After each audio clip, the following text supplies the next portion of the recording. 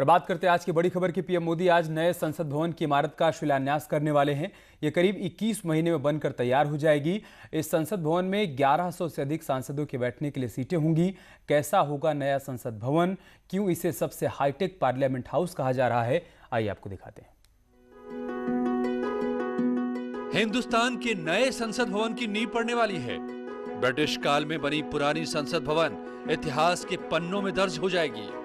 जिस नई संसद भवन का पीएम मोदी उद्घाटन करने वाले हैं, वो दुनिया की सबसे हाईटेक और व्यवस्थित पार्लियामेंट्स में से एक होगी। इससे पहले कि नई संसद भवन की खूबियों को बताएं, उसकी लोकेशन को देखिए। इंडिया गेट के ठीक सामने है राष्ट्रपति भवन। इसके दोनों ओर नॉर्थ ब्लॉक और साउथ ब्लॉक है। नॉर्थ ब्लॉक के बगल में मौजूद है मौजूदा संसद भवन।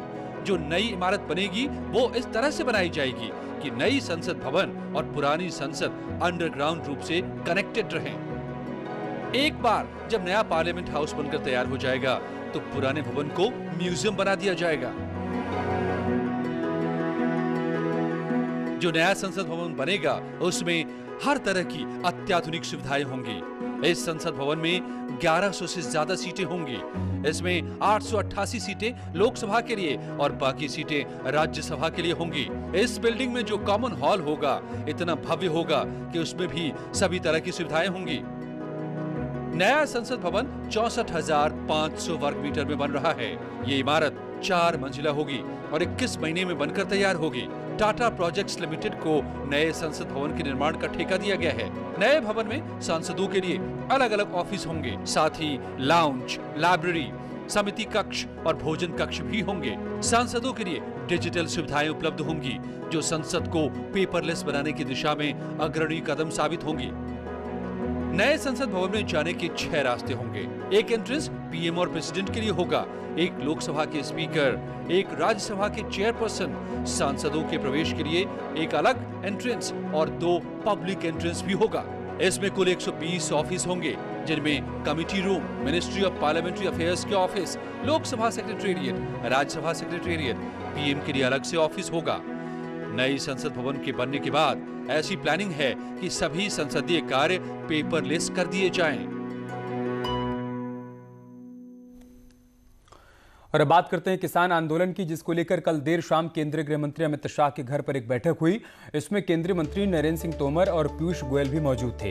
इस बैठक में किसानों की ओर से सरकारी प्रस्ताव ठुकराए जाने के बाद की रणनीति पर चर्चा की गई कि अब सरकार का अगला कदम क्या होना चाहिए। किसानों से जुड़े मसले का समाधान निकालने के लिए केंद्रीय गृह मंत्री अमित शाह के आवास पर तकरीबन 2.25 घंटे तक महत्वपूर्ण बैठक चली।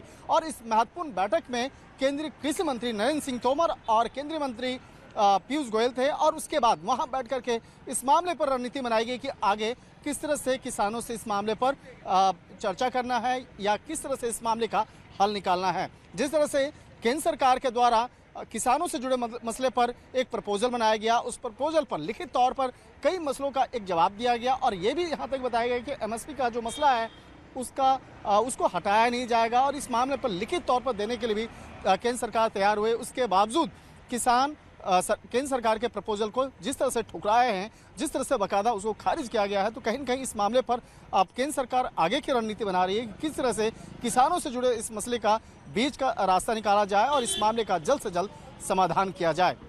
वीडियो जर्नलिस्ट प्रकाश गुप्ता के साथ शंकर आनंद, न्यूज़ 18 दिल्ली।